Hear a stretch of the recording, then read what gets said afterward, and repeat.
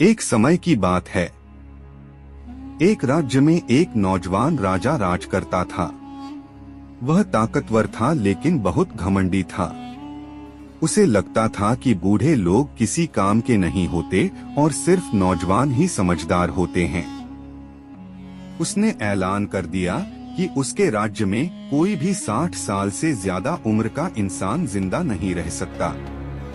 या तो वो राज्य छोड़ दे या मारा जाएगा। लोग डर के मारे घबरा गए। किसी ने अपने बूढ़े माँ बाप को छुपा लिया और किसी ने मजबूरी में उन्हें छोड़ दिया। उसी राज्य में एक गरीब लेकिन समझदार लड़का था जिसने अपनी बूढ़ी दादी को छत के नीचे एक छुपे हुए कमरे में छुपा लिया। वह रोज छुपकर उन्हें खाना देता और उनकी बातें सुनता। दादी उसे जिंदगी, इंसानियत, इतिहास और समझदारी की बातें सिखाती थीं। एक दिन दुश्मन राज्य से एक चुनौती आई। कहा गया, अगर तुम सच में बुद्धिमान राजा हो तो हमारे 3 सवालों का जवाब दो। अगर नहीं दे सके तो हम तुम्हारे राज्य पर हमला कर देंगे। सवाल ये थे। पहला, ऐसा कौन सा पक्षी है जो मरने के बाद फिर जिंदा होकर उड़ता है? दूसरा, ऐसा कौन सा पेड़ है जो बिना पानी के भी हरा रहता है? तीसरा, एक ऐसा वाक्य बताओ जो खुशी में सुनो तो रुला दे और दुख में सुनो तो हंसा दे। राजा और उसके मंत्री परेशान हो गए।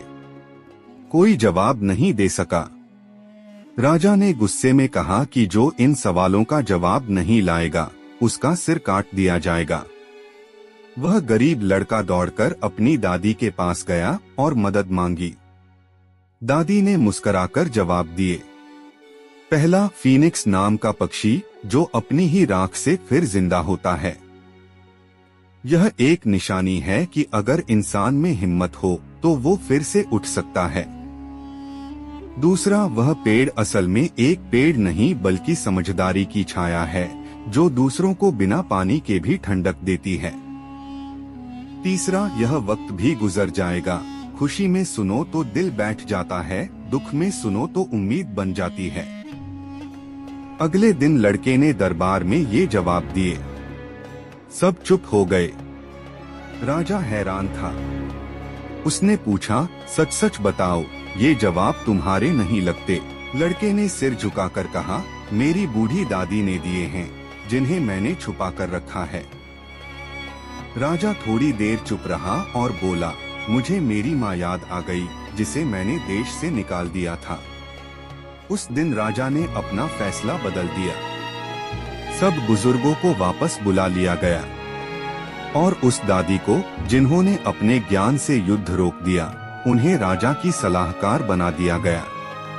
इस कहानी से ये सीख मिलती है कि उम्र चाहे जो भी हो, अनुभव की कोई कीमत नहीं होती। ताकत से ज्यादा जरूरी होती है समझदारी। बुजुर्ग किसी भी समाज की सबसे बड़ी दौलत होते हैं।